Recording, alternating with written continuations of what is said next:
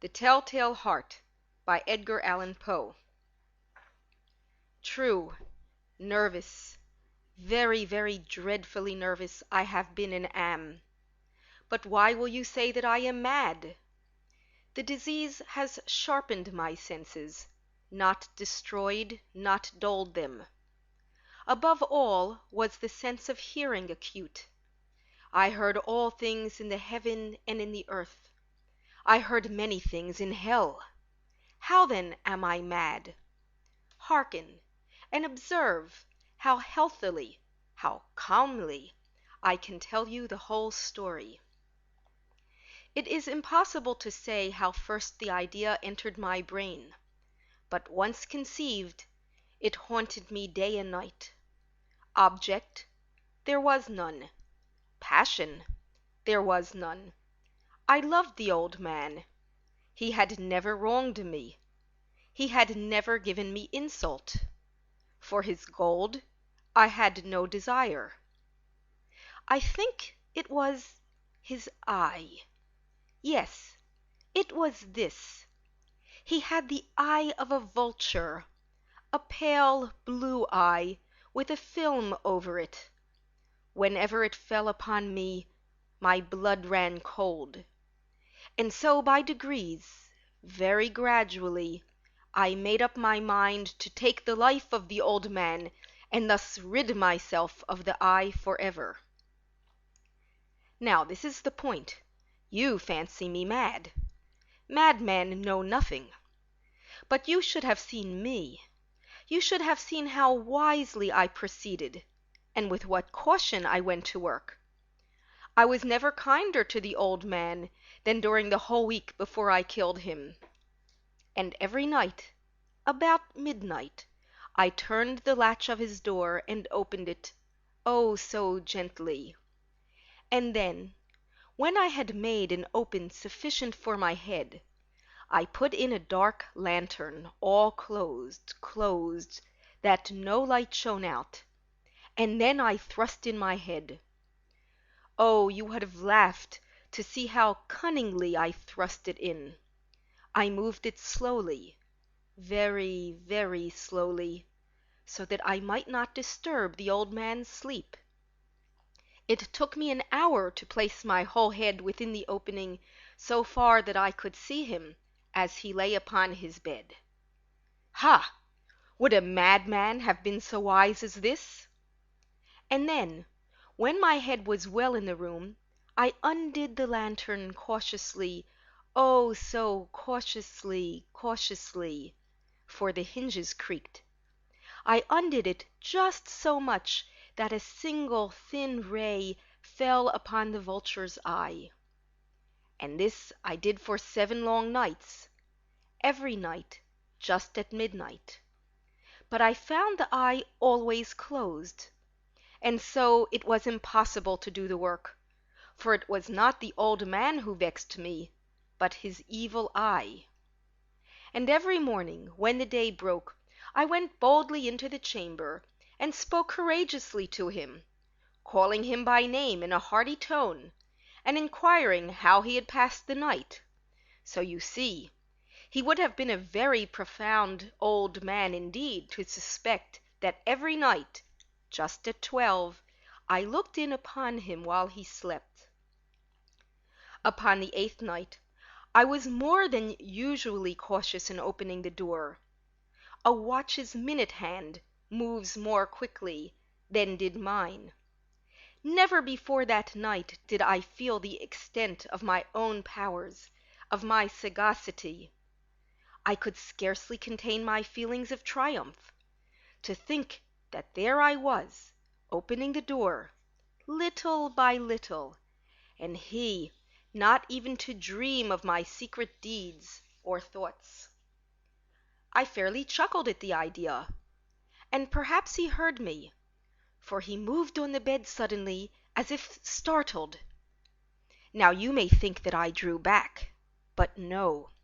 His room was as black as pitch with the thick darkness, for the shutters were close fastened, through fear of robbers, and so I knew that he could not see the opening of the door, and I kept pushing it on, steadily, steadily. I had my head in, and was about to open the lantern, when my thumb slipped upon the tin fastening, and the old man sprang up in bed, crying out, "Who's there?" I kept quite still and said nothing. For a whole hour I did not move a muscle, and in the meantime I did not hear him lie down. He was still sitting up in the bed, listening, just as I have done night after night, hearkening to the death watches in the wall. Presently I heard a slight groan, and I knew it was the groan of mortal terror. It was not a groan of pain or of grief. Oh no! It was the low stifled sound that arises from the bottom of the soul when overcharged with awe. I knew the sound well. Many a night, just at midnight, when all the world slept, it has welled up from my own bosom, deepening with its dreadful echo the terrors that distracted me. I say I knew it well. I knew what the old man felt, and pitied him, although I chuckled at heart. I knew that he had been lying awake ever since the first slight noise, when he had turned in the bed.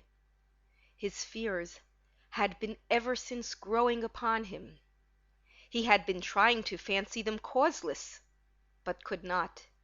He had been saying to himself, "It is nothing but the wind in the chimney.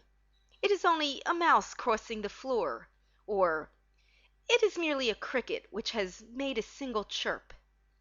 Yes, he had been trying to comfort himself with these suppositions, but he found them all in vain. All in vain. Because death, in approaching him, had stalked with his black shadow before him, and enveloped the victim. And it was the mournful influence of the unperceived shadow that caused him to feel, although he neither saw nor heard, to feel the presence of my head within the room. When I had waited a long time, very patiently, without hearing him lie down, I resolved to open a very, very little crevice in the lantern. So I opened it. You cannot imagine how stealthily, stealthily, until at length a single dim ray, like the thread of the spider, shot out from the crevice, and fell full upon the vulture eye. It was open, wide, wide open, and I grew furious as I gazed upon it.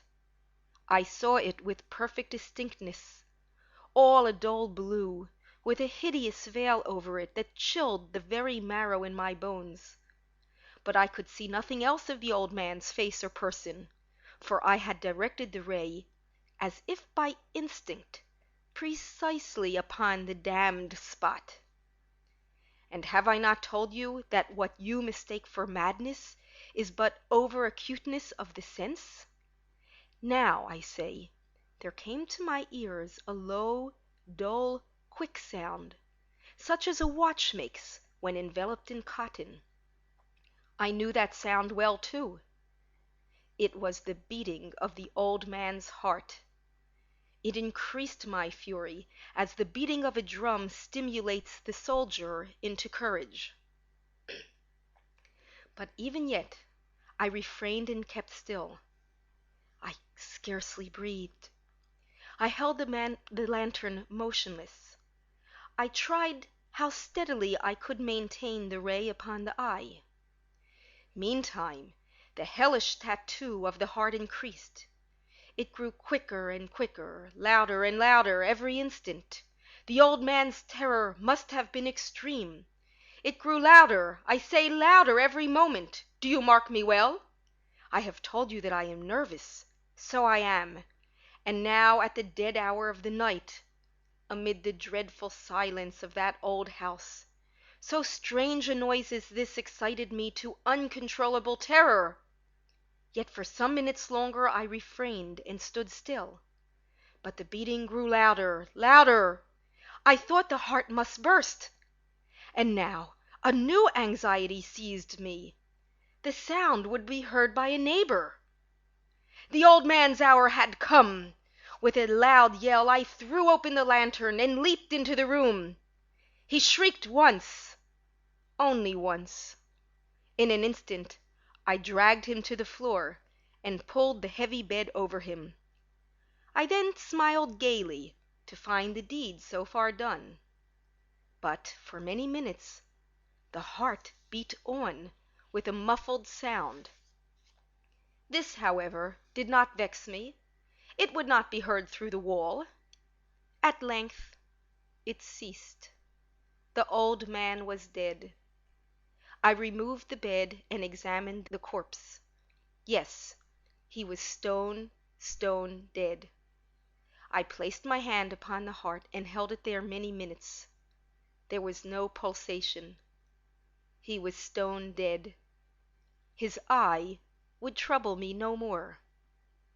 If you still think me mad, you will think me so no longer when I describe the wise precautions I took for the concealment of the body. The night waned, and I worked hastily but in silence. First of all, I dismembered the corpse. I cut off the head and the arms and the legs. I then took up 3 planks from the flooring of the chamber and deposited all between the scantlings. I then replaced the boards so cleverly, so cunningly, that no human eye, not even his, could have detected anything wrong. There was nothing to wash out, no stain of any kind, no blood spot whatsoever. I had been too wary for that. A tub had caught all, ha ha! When I had made the end of these labors, it was 4 o'clock, still dark as midnight. As the bell sounded the hour, there came a knocking at the street door. I went down to open it with light heart, for what had I now to fear? There entered 3 men, who introduced themselves with perfect suavity as offers of the police. A shriek had been heard by a neighbor during the night. Suspicion of foul play had been aroused. Information had been lodged at the police office, and they, the officers, had been deputed to search the premises. I smiled, for what had I to fear? I bade the gentlemen welcome. The shriek, I said, was my own in a dream. The old man, I mentioned, was absent in the country. I took my visitors all over the house. I bade them search well. I led them at length to his chamber. I showed them his treasures, secure, undisturbed. In the enthusiasm of my confidence, I brought chairs into the room, and desired them here to rest from their fatigues, while I myself, in the wild audacity of my perfect triumph, placed my own seat upon the very spot beneath which reposed the corpse of the victim. The officers were satisfied. My manner had convinced them. I was singularly at ease. They sat, and while I answered cheerily, they chatted of familiar things. But ere long I felt myself getting pale, and wished them gone. My head ached, and I fancied a ringing in my ears. But still they sat and still chatted. The ringing became more distinct. It continued and became more distinct. I talked more freely to get rid of the feeling, but it continued and gained definiteness until at length I found the noise was not within my ears. No doubt I now grew very pale, but I talked more fluently and with a heightened voice, yet the sound increased. What could I do?